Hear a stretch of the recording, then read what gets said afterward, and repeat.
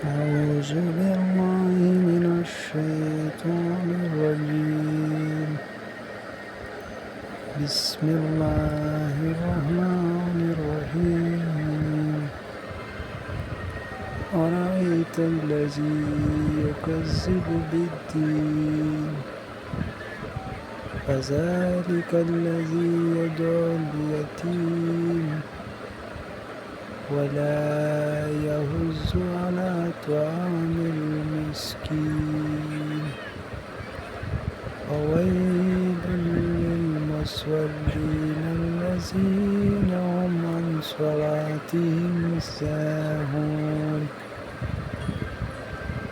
الذين هم يراءون ويمنعون الماعون. صدق الله العظيم.